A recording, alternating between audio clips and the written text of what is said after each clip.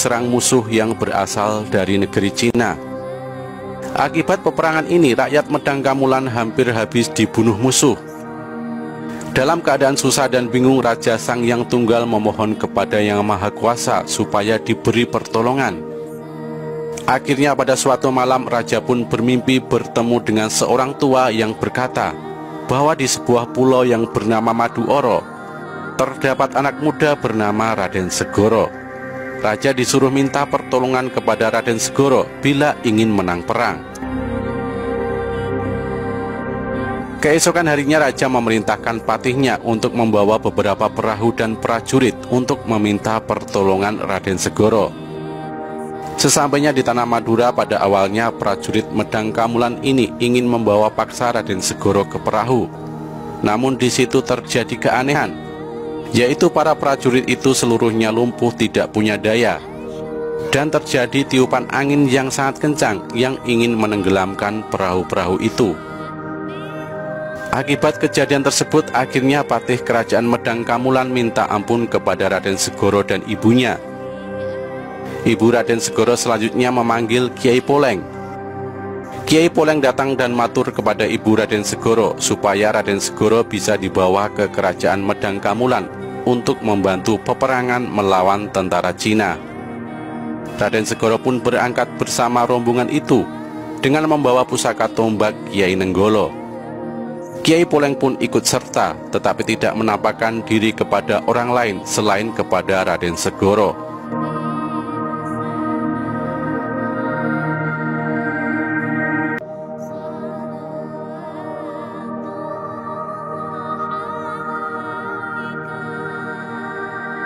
Sesampainya di kerajaan Medang Kamulan, rombongan ini terlibat peperangan dengan tentara Cina.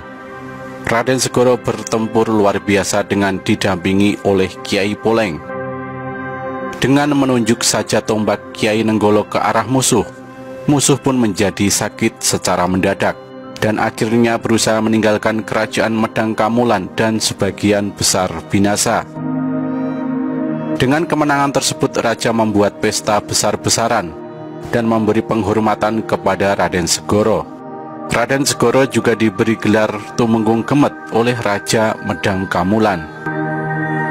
Raja Medang Kamulan berkeinginan untuk menjadikan Raden Segoro sebagai menantu dan mengantarkannya diiringi sang patih dan prajurit pilihan, disertai pula surat ucapan terima kasih kepada ibu Raden Segoro.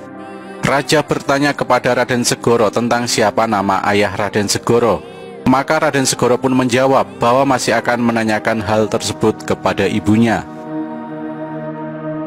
Sesampainya di Nepah, ketika para prajurit yang mengantarkan telah pulang, Raden Segoro bertanya kepada ibunya tentang siapa nama ayahnya. Sang ibu sangat kebingungan harus menjawab apa. Namun sang ibu menjawab bahwa ayahnya seorang siluman. Maka seketika itu pula ibu Raden Segoro dan rumahnya yang merupakan keraton Nepa lenyap atau muksa. Demikian riwayat asal mula penduduk tanah Madura. Hikmah dari cerita ini oleh para tetua di Madura dikesankan bahwa Raden Segoro membalas hutang eyangnya yang menghinakan ibunya dan membuang ibunya dengan pembalasan yang baik, yaitu membantu memenangkan peperangan.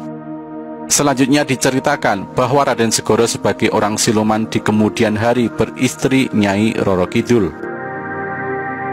Dikisahkan pula beberapa tahun kemudian, senjata Kiai Nenggolo dan Kiai Alukuro oleh Raden Segoro diberikan kepada Pangeran Demang Palakaran atau Kiai Demung dari desa Pelakaran, yang kemudian menjadi Bupati Arusbaya. Hingga saat ini kedua tombak pusaka tersebut masih menjadi tombak pusaka Bangkalan. Juga menurut kepercayaan orang tua, Kiai Poleng menjadi pembantu Pangeran Demang Palakaran dan keturunannya.